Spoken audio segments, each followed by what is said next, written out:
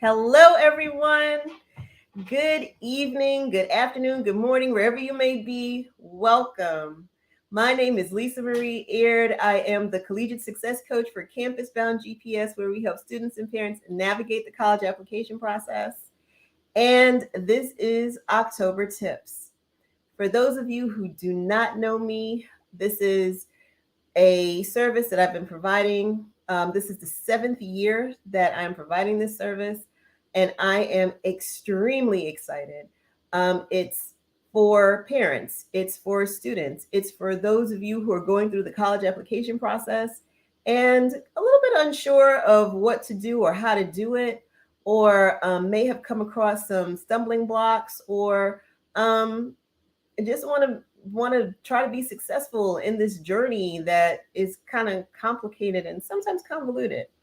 So, Campus Bound GPS, October Tips specifically, is a platform where I will invite friends, invite experts who know parts and pieces of the college application process, and just provide a tip, something that will help you move that needle along so that you can get a little further in the process. So it's all through October, from October 1st through October 31st, and we are here to serve you. So if you have any questions while we're talking about something, please put that in the chat in the comments area. We are on Facebook Live, we are on YouTube, and we are on LinkedIn.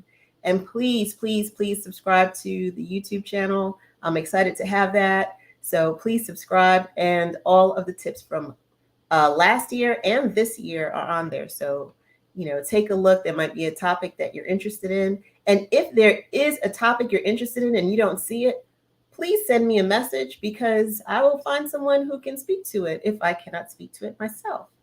So, speaking of things that I cannot speak to or I am not as an expert in, this evening, the tip is ask early and ask often. And I am going to bring on a friend to Campus Bound GPS. And let me just add him in right now. Hello, Michael. How are you? I'm doing very well, Lisa Marie. It is a pleasure to be back. I am glad to have you back. So, Michael was on, I believe, in 2020. Yes, indeed. And so let's hear a little bit about yourself, because you joined us. You gave great information last time. Michael is the he's an educator and a consultant at MathSci Tutoring and Educational Services. I believe this is also a service you founded as well. Yes, indeed. I did. So I'm the you are founder the and lead founder. instructor of that company. And like you mentioned, I'm also an educator. I've been in the classroom for 10 plus years. So just living the dream. Awesome. So your tip tonight, ask early. Well, wait, before I get into the tip, is there anything that you want to tell our audience about yourself? Well, just I think I pretty much mentioned it when it comes to my professional background. I'm an educator. I teach in college and high school, and I teach basically the maths and chemistry and physics. And also, personally, I founded this company actually in 2020 during the pandemic, MathSci, tutors and education, services, and for basically to help out students who need some assistance with the maths and those science subjects that I mentioned earlier. In general, another part of the service that we do provide is basically what you are doing, which is to guide parents and their children through the college application process, starting you typically from the sophomore year and even as early as freshman year, and just kind of guide them along the process till they're ready to get to college. Great. So thank you for your service. That's an awesome thing. And, students and parents need help everywhere, especially students. And your math and science, that's students leading into the STEM field. So that's amazing to be able to, help them help themselves, grow themselves in their subjects. And build themselves up so that they, because it's all about the numbers in this process, or part of the process is about the numbers. I certainly agree. Again, it's a passion of mine. Seeing somebody like myself in that field, where I would say people that look like me, and not necessarily in abundance, but nowadays, though, I think that that tide is turning, and it's. I'm just glad to be part of that process of just changing the narrative, if at all possible.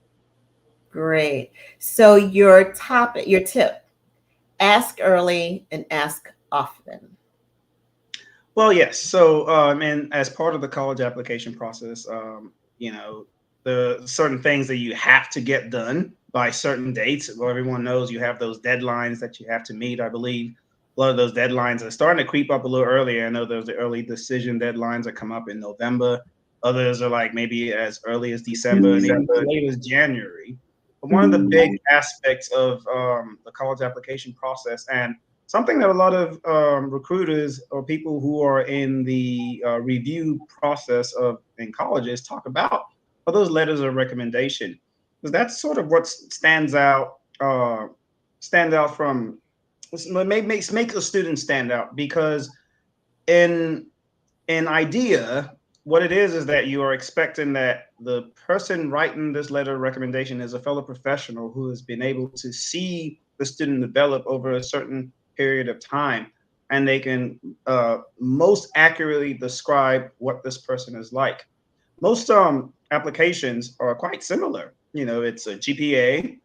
You talk about yourself, you talk about your scores and all that good stuff. But and you talk about all the community service projects that you have performed.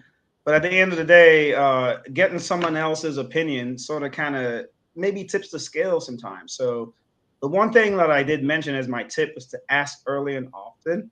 We are in October already.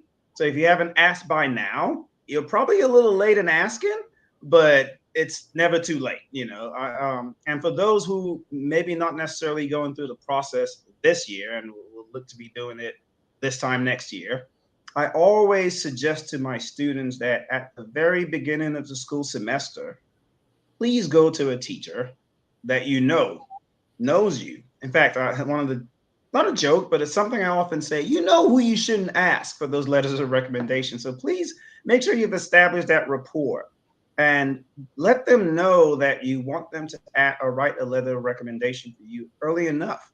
Maybe, you know, I'll say at minimum, you want to give your teachers about 6 weeks of lead time.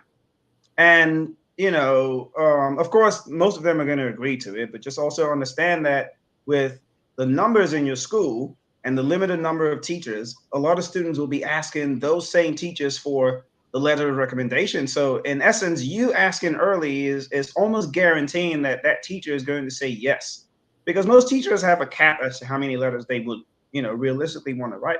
You know, teachers are busy too. They have a whole bunch of grading to do and a whole bunch of other things outside of even These students school. don't think they're busy. They're like, oh, I know Miss So and so. She's gonna do it. She's good. But the other part of that is outside of your teacher agreeing to write that letter of recommendation is to send reminders. You know, it also, in fact, I would say if a teacher is on the fence about what to say about you, one thing that you can't show is persistence, and that goes a long way towards sort of building a sort of narrative in the teacher's mind that, oh, this student, something he can add, like, you know, this student is organized. A reminder maybe a month before, a couple weeks before, if it hasn't been written. I know I've had to write those letters of recommendations on many occasions, and I know it surprises people to hear it, but oftentimes they happen last minute, you know. And maybe not necessarily last minute, but close to whatever the deadline is. It's if the deadline is supposedly, let's just pick a date, November 25th. I know that that last week, part of my planning for the year is to spend that time, a portion of time within that last 7 to 10 days or so, where I'm writing those letters of recommendations. And so those reminders keep me on task also as a teacher. I'm pretty sure it does that for a bunch of other teachers also. So that tip is specifically for those letters of recommendation, to get those written. I have a question. Yes. So, what happens to a student who has not developed a rapport with a teacher? How can they, or what advice do you have for them when it comes to seeking um, teachers to write a letter of recommendation? Well, to answer that question, in fact, I wanted to touch on that. I would say instead of maybe it's almost except for special circumstances, and I'm speaking in terms of maybe a student transfers in their senior year to a school, a new school, and so hasn't built any kind of rapport with any teacher. It is almost impossible for a student to go through 4 years of high school without actually having one or two teachers that can speak on their behalf, so to speak, right? So, what I really would rather focus on is if you are a sophomore, maybe even junior, that you really start that process of building that rapport. And what does it even mean? Does it mean you have to be the teacher's pet? Not necessarily, although that doesn't hurt. But really, what it is simple things as asking questions in class, right? Just asking questions in class, and it makes the teacher make you stand out just that much more. Allows them to, or even staying after class and asking a question of your teacher, something that you didn't really understand. That's something an instructor can write down. Like, oh, this student is a persistent student. Is dedicated. He or she is dedicated to understanding material. Um, shows maybe leadership if you're in class and you have a group assignment and you're taking that role as the leader of the group. Just little things like that they add on. Most teachers already know the students. I always tell my students after a couple of weeks, I pretty much know what your habits are.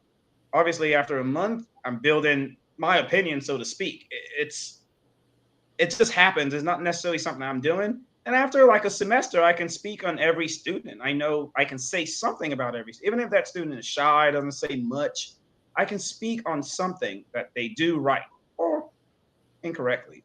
So that's where I would really focus on, as opposed to saying that at this point you don't have any rapport with any teacher. Now, in the special circumstance, let's say a student is new to campus, well, it behooves you to immediately ingratiate yourself into that campus activity, campus life. Go in if you're shy.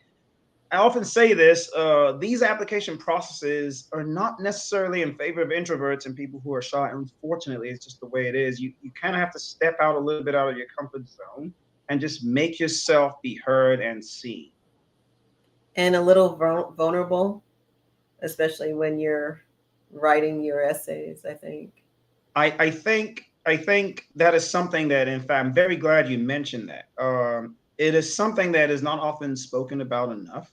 It's the fact that there's a lot of anxiety with students as a result of opening themselves up to vulnerability. These are young adults that are still developing in their brains, and they don't quite understand. Even as adults, fully grown adults, we still find it hard to make ourselves openly vulnerable. Like, and these students are basically putting themselves out there for to be open to rejection. It is a tough thing, and it's something that we ought to, society, be very considerate of. But yes, you absolutely are correct. They are being vulnerable, but I think as an educator, that's where we step in and we kind of let them know that it's okay. I always tell my students that, look, um, if you look at the seniors that were here last year while you were a junior, they all went through this process. They made it. Most of them ended up getting into colleges, and so it's going to be fine. Awesome. Awesome. So I know you have a little bit more to add in a different area. Yes. So the other thing I wanted to just kind of talk about is the SATs, the tests, the different tests, and what are the requirements. There are conflicting bits of information out there right now as to whether SATs matter. And when I say SAT, I want to also mention the ACT and SAT, that they come as a combo. It seems like you take one or the other and you should be fine. Um, but I want after the pandemic, or right around the pandemic, I think the SAT was sort of devalued to a certain extent, just because one, it was difficult to find centers for open centers due to the pandemic, the virus that we had. A lot of those SATs were just canceled. The students couldn't take them. And I know the state of California, in particular, being the only state in the country that has removed the SAT as a requirement for state schools. And they cite, and this is, and also a lot of liberal arts schools are towing that line also, where they're now citing that it's not a fair reflection on your ability if you take these scores for certain demographics, where it's just not a fair fight. So, but however, the last number I checked was about 1,700 schools in the country no longer require the SAT. However, that number has gone down from last year ever so slightly. So that should tell you that more and more schools are starting to pick that back up. Again, only state of California is the only state that has not is removing that requirement.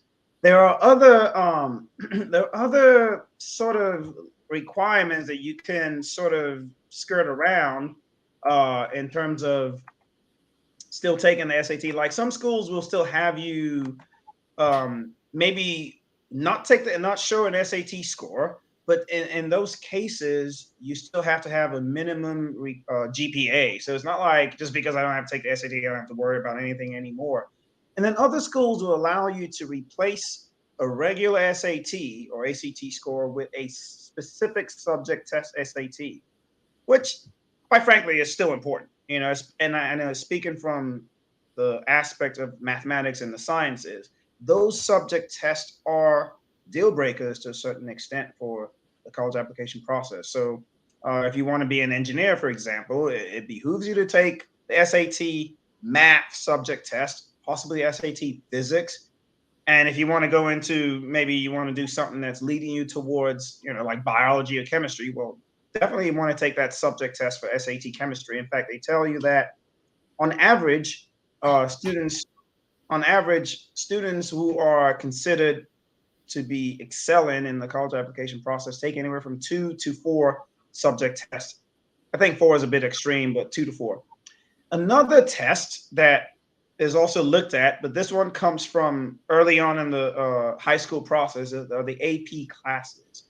Now, the AP classes, I highly recommend that you take them starting from your sophomore year if you're able to, and set up a plan. And this is kind of sort of some of the things that my company does is we set up these plans to guide you towards which classes you should be taking, how many AP classes you should be taking, how many AP tests you want to take per year, so you don't get overwhelmed trying to fit those requirements in your senior year and just make it a nightmare, so to speak. But those AP exams are important also. Again, generally speaking, I think 3 to 4 is a number, maybe even up to 5 for competitive students who are trying to go into these top schools.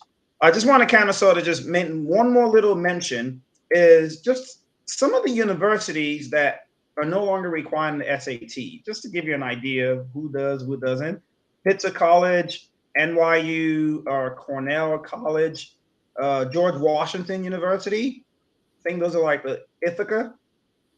You can and just listen to University of Chicago. Those are some universities that come to mind that I know of that do no longer require the SAT. But again, no matter what you're told, please go onto the university website, check out what their requirements are, because there's no one size fits all in terms of requirements for the college admission process. Thank you for that. That's a wealth of information. I do have a question when you talk about AP classes. Um, Now, there are some students who may shy away from AP classes because they feel because it's a little bit more challenging. Um, if you are looking based on the type of school that you're probably going to be interested in or the type of student that you are, what is the I guess what is the gauge on a student um, taking AP classes? Well, again, this is why I often say that you should please try to start taking these classes early enough, because if you wait till the last minute, you may now find that it's too much for you. Um, the gauge is it's a challenge. It's almost like a free pass to a certain extent. Almost, not quite. You can take an AP class without taking the AP exam, although that would almost defeat the purpose because you would have put in all this work and you're not really trying to get the result of the hard work that you put in. Generally, I think in some, I know for a fact that certain private schools will require all their students to be enrolled in AP classes, regardless of how they feel about it. All right. But if you're a student that can accept a challenge, feels like you want to challenge yourself, or you don't shy away from a challenge, and AP classes is just right.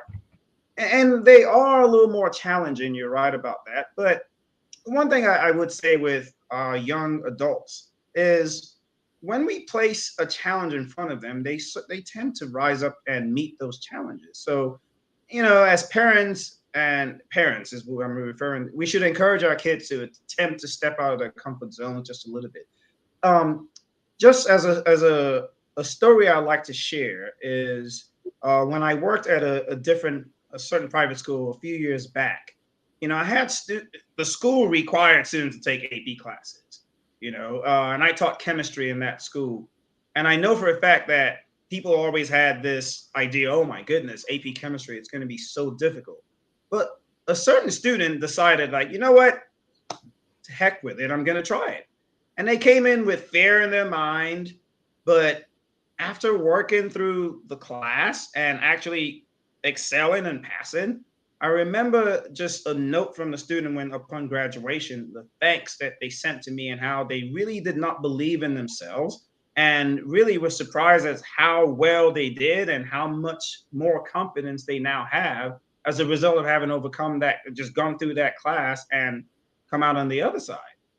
So that's one of many type of stories like that I can share actually when it comes to those supposedly difficult classes that I've taught in the past.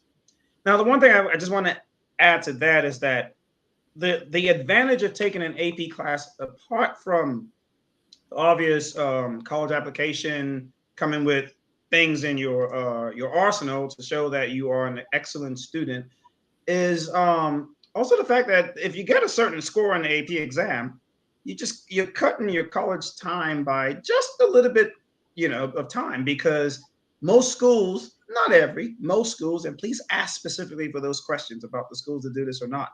Most schools will waive you having to take that class in college again, so you can basically almost skip through half of your requirements as a freshman, or and just basically cut your college time by even up to a semester or up to a year by taking a whole bunch of AP classes. Yeah, I know my son did that, and I want to believe he started off as either a second semester a first or second semester sophomore, something like that. So I do know the value of AP classes.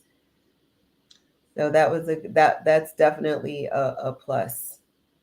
Oh yeah. Hmm. So anything else that you'd like to add, or? Well, I just want to wish whoever is listening to this, if you're in high school getting ready for this application process, hang in there, because like I mentioned, it's been done. You can do it, right? It always feels like it's the end of the world, but unless I hear that the trumpet sounding, I don't believe the world is coming to an end anytime soon. If you get my religious reference there, but in reality, it's a challenge, and you come out on the other side better for having gone through it, in my opinion. So just hang in there and just follow the tips that your college your college prep teachers and your teachers are giving to you, and whatever tips you might have gotten from here, if you can apply them to your process, it'll just make life easier for you. And good luck. Well, thank you, Michael. I'm going to echo. It's been done, um, it's been done, and you can do it. I like that. It's been done, and you can do it. So kudos to those students today who are going through, you seniors out there who are going through the college application process. It's been done in the past. Take a breather. USA. It's a little struggle, but fight through the struggle and you can do it. And Michael is here to tell you you can do it, and so am I. So, Michael Okoro, I really want to thank you. Can you let folks know where they can find your services? Yes, so it's MathSci, so MathSci -tutor.com. That's a MathSci-tutor.com. And yeah, you can check out my website, and I have a bunch of tutors that work on, like I said, mathematics of all levels, and chemistry, physics, and also AP testing and SAT and ACT test prep. Thank you for having me, Lisa Marie. It's a pleasure, like I said. Thank you for coming back, and you are welcomed anytime on the Campus Bound GPS campus. I appreciate you. I thank you for the information you have as a professional out there in the field and helping these students as they go through and build up to be their successes in college and their future. So, thank you for all you do. All right. So this is Lisa Marie Aird wrapping up day 13. We're getting closer to the halfway point, and I am really excited. 31 days of 31 tips in the month of October, hence the name October Tips. I want to thank you all. Come back tomorrow. Let it see what we have in store for you. And I want to say, as always, be safe and good night.